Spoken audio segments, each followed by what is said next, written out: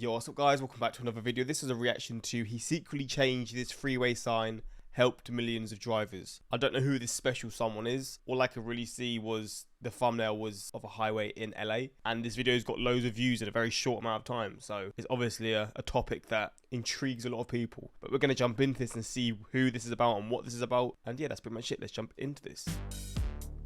In any downtown area, you're likely to find evidence of street artists making their mark. Some call it vandalism, some find it beautiful, but how often can you call it useful?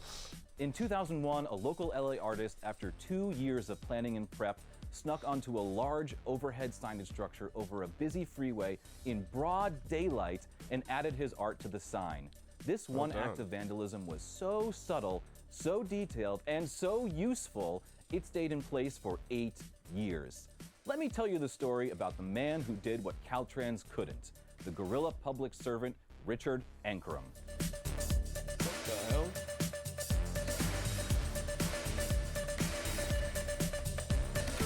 Now, you've all heard the stories about how bad LA traffic is, or at least you've heard Californians complain about how bad LA traffic is.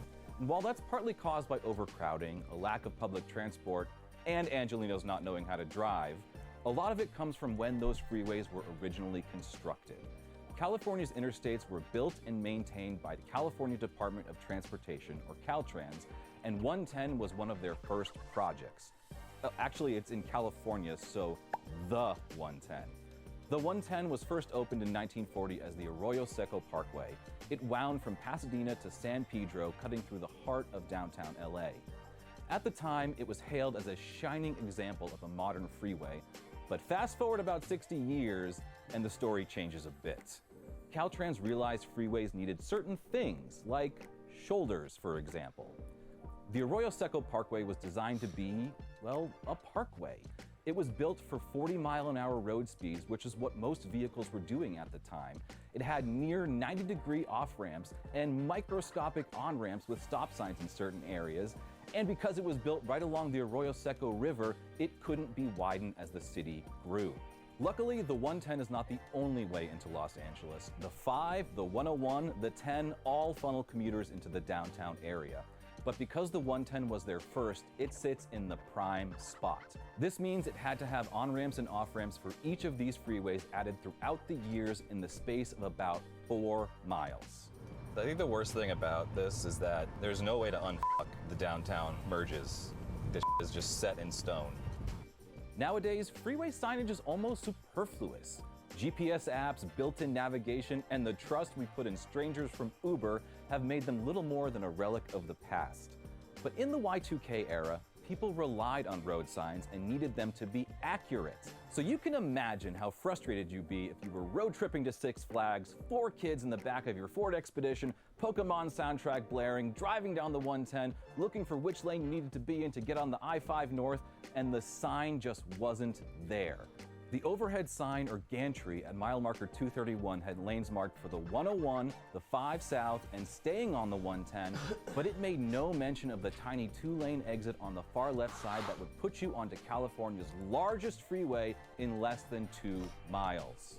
Here we are in the tunnels of the 110, just north of downtown. We are about to come up to the 5 North exits. It is a very, very tight left-hand exit that just comes up very abruptly at the end of this tunnel right here. And if you are not prepared for it, Damn. There it goes. And you're done. Missed it.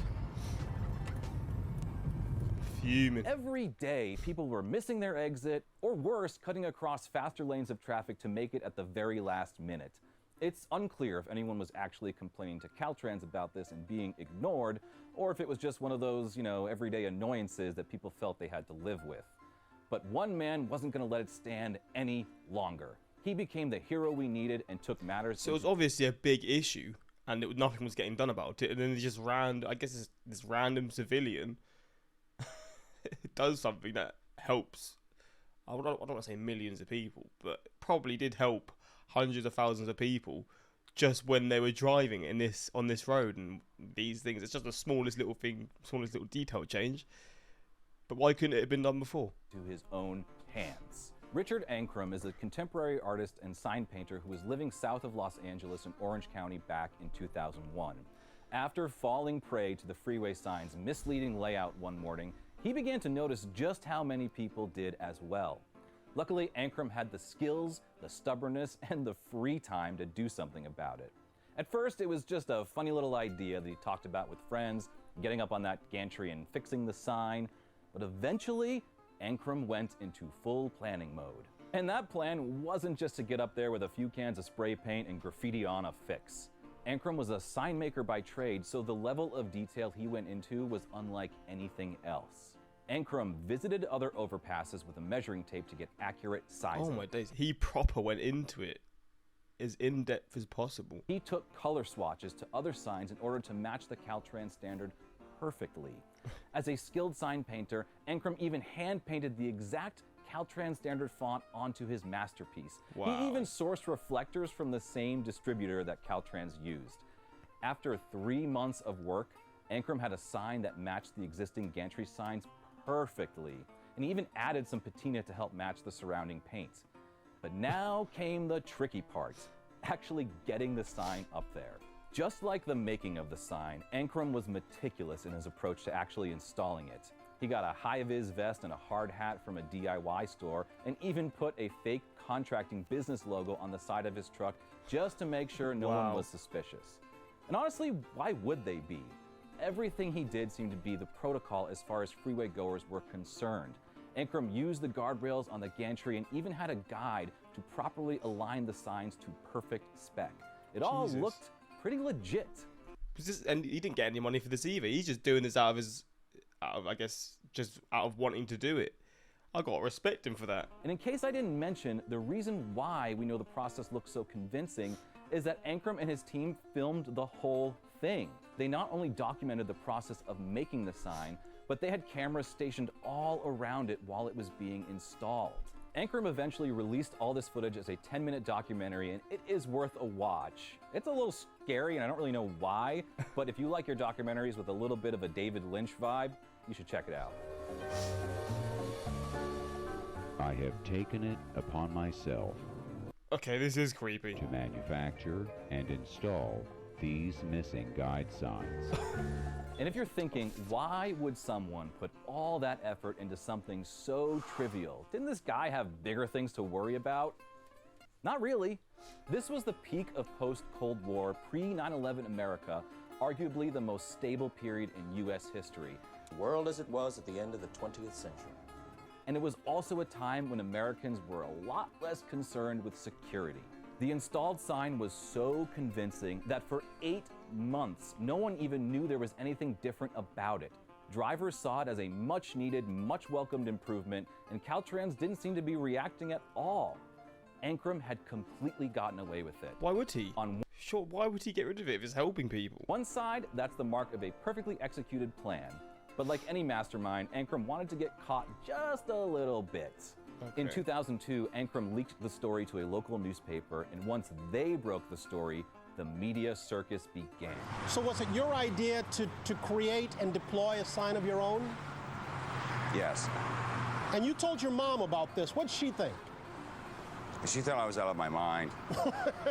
Of course, reporters wanted to hear from Ancrum about his motives and mindset, but they also wanted to hear from Caltrans about how they felt about a private citizen doing their job for them. We feel he had a good idea. And in fact, we're planning to institute it. Mr. Ancrum's activity was very well executed, very well thought out. However, there is a safety issue concerned, and it's very important that such work be done under the guidance or by our maintenance forces. I mean, at least he didn't get funny about it. I mean, they should be the one doing it, but the fact that they didn't get funny about it is pretty cool. Eventually, Caltrans did replace the original sign with the new one that you can see behind me. But do you know how long it took them? 8 years. Now, whether that's because Ancrum's work was just that good or Caltrans is just that inefficient, I guess we'll never know. But as you can see, they did keep Ancrum's edition in pretty much the exact same spot. Ancrum didn't leave it at that, though. His mini-documentary, Guerrilla Public Service, went to over a dozen film festivals over the next 4 years. And according to him, there are other similarly helpful works of his out there that he's kept quiet. The statute of limitations is a real thing. Listen, we've all looked around at our surroundings and seen things that need fixing, but rarely do any of us actually do anything about them. Now, I'm not saying you should climb up onto your nearest street sign. In fact, I'm saying you shouldn't do that because it's illegal, but it is certainly worth acknowledging and appreciating the work of a vigilante roadwork specialist like Richard Ankrum. That's it for me this time. Well, this was fascinating, man. It's a very unique story, but you got to respect him for doing it. I wonder how many lives he saved because people weren't driving across multiple lanes to not miss the exit. They should name the exit after him. Laughing at myself. The best part is that he has done it multiple times and no one other than him knows how many and where. We really need this guy in Seattle. The road signs up here were all installed in one evening by a drunk guy on a horse. But there we go. I mean, do you remember this when you were younger? Do you remember seeing this? Or if, say, you actually used to drive on this road, do you remember this happening and realising, wait, they've actually changed it? Or how it was before? I don't know the chances of any of you really experiencing that, but maybe there are one or two of you that do remember that. And I guess let me know how noticeable it was when it happened, if you remember. But yeah, I don't know the chances. But yeah, that's this video. Hopefully you enjoyed, and until next time, subscribe. Peace.